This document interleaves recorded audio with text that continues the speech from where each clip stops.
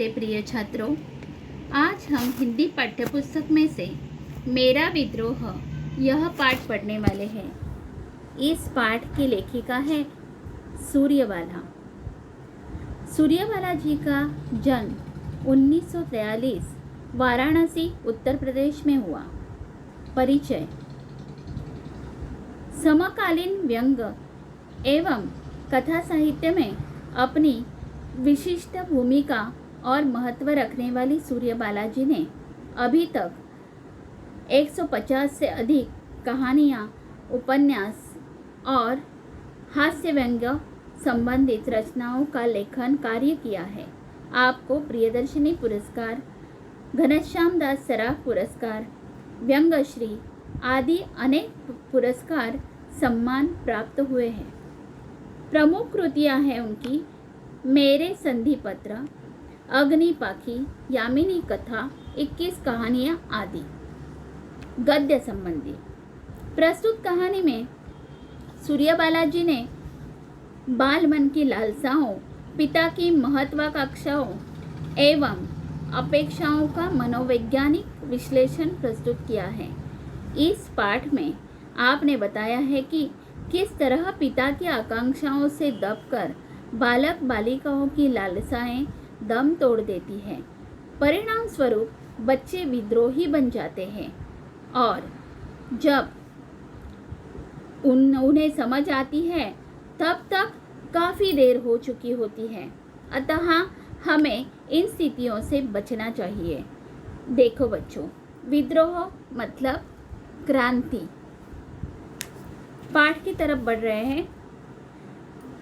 किवाड़ धीरे से सरकाकर, किवाड़ मतलब दरवाज़ा, दबे पांव घर में दाखिल होने की कोशिश करता हूँ, पर कोने में बैठे पिताजी की निगाहें मुझे दबोच लेती है। निगाहें मतलब दृष्टि। किधर गए थे? लॉन्ड्री में कपड़े देने। तुम्हारे कपड़े क्या रोज लॉन्ड्री में धुलते हैं? रोज कब जाते हैं? बकवास मत करो। दिन भर सड़कों पर मटर गश्ती करते फिरते हो, अपने कपड़े खुद नहीं धो सकते? मटर गश्ती मतलब मौज में घूमना। मैं गुनगुनाता हुआ ढीठ सा अंदर आ जाता हूँ। मन तो करता है कि उन पर जवाबों के तीर चलाऊं, पर जानता हूँ परिणाम वही होगा। उनका दहाड़ना, गरजना, मेरा कई घंटों के लिए घर से गायब हो जाना और हफ्तों हम पिता पुत्र को एक दूसरे की नज़रों से बचना। सामना पड़ने पर मेरा ढिठाई से गुजर जाना, माँ का रोना धोना और पूर्व कर्मों को दोष देते हुए लगातार बिसुरते चले जाना। देखो बच्चों, इसका मतलब है जब भी माँ और पिताजी दोनों काम पर चले जाते हैं तो और बच्चों की तरफ उनका ध्यान नहीं रहता है, लेकिन बच्चों की तरफ से उन्हें बहुत सारी अपेक्षाएं रहती हैं। और इस तरह ये जो बच्चा है जब भी आता है अपने पिता के नज़रों से बचता नहीं, वो तुरंत वो पिता उन्हें डांटते हैं और ये बात उन्हें खटकती है। आगे देखो। ठीक ठाक याद नहीं आता कि यह सिलसिला कब से और कैसे शुरू हुआ। मैंने तो अपने आप को जब से जाना ऐसा ही विद्रोही, उद्दंड और दीठ। बचपन में मेरे लिए बिल्कुल एक शहद के प्याले जैसा ही था, जिसे होठों से लगाते लगाते ही पिता की महत्वाकांक्षा का जहर उस प्याले में घुल गया था। देखिए, बचपन से लेकर ये जो शहद मतलब ये जो मीठा शहद है, ऐसा उनका बचपना था। लेकिन धीरे धीरे अपने पिता के महत्वाकांक्षा के कारण किस तरह महत्वाकांक्षा का जहर घुल गया है, ये उसे लगता है। अभी भी वह दिन याद आता है जब माँ ने बाल संवारे, किताबों का नया बैग मेरे कंधे पर लटका, मुझे पिताजी के साथ साइकिल पर बिठाकर स्कूल भेजा था। पिताजी तमाम दौड़ धूप कर मुझे कॉन्वेंट में दाखिल करा पाने में सफल हो गए थे। कॉन्वेंट मतलब अंग्रेजी माध्यम स्कूल। मैं अंग्रेजी माध्यम से पढ़ने लगा। घर में पूरी तौर से हिंदी वातावरण। क्लास के जिन बच्चों के घरेलू माहौल भी अंग्रेजियत से युक्त थे। देखिए, कोई कोई बच्चे हुआ करते थे स्कूल के, उन्हें घर से ही अंग्रेज़ी पढ़ाया जाता था, मतलब अंग्रेज़ी ही उनके घर में बोला करते थे। उन्हें अंग्रेजियत से युक्त कहा है लेखक ने।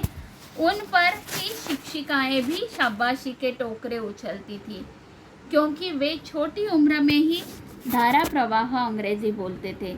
यानी कि वो जो बच्चे थे उन्हें शिक्षिकाएं भी शाबाशी देते थे, क्योंकि उन्हें अच्छी तरह से अंग्रेज़ी बोलना आता था।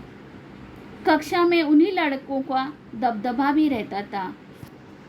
माँ मुझे अच्छी तरह पढ़ा सकती थी, पर अंग्रेज़ी माध्यम होने के वजह से वह भी लाचार थी। अतः सारी मेहनत पिताजी ही करते। मेरी इच्छा नहीं रहती थी उनसे पढ़ने की, मगर माँ की बात नहीं टाल सकता था। माँ भी उसे नहीं आता था, इसीलिए माँ पिताजी से पढ़ने के लिए कहती थी और वो माँ की बात नहीं टालता था। ऑफिस से आने के साथ ही सारी किताब कॉपियाँ सहित मुझे घेर कर पढ़ाना रटाना शुरू कर देते। शायद उनकी मेहनत के ही बल पर मैं 8वीं कक्षा तक पहुंचा हूं। उन्हें लगता था कि इस तरह डांट फटकार कर अपना बच्चा पढ़ने वाला है, लेकिन उन्हें अपने बच्चों की लालसा, अपने बच्चों की इच्छाएं क्या है वो पता ही नहीं चलती थी, और बच्चे तो हमेशा तनाव में ही रहते हैं। इस तरह ऐसे माँ बाप हो तो अभी तक हमने इस पाठ में बच्चे किस तरह परेशान हो जाते हैं यह देखा। अगला पाठ हम दूसरे सेशन में पढ़ लेंगे। धन्यवाद।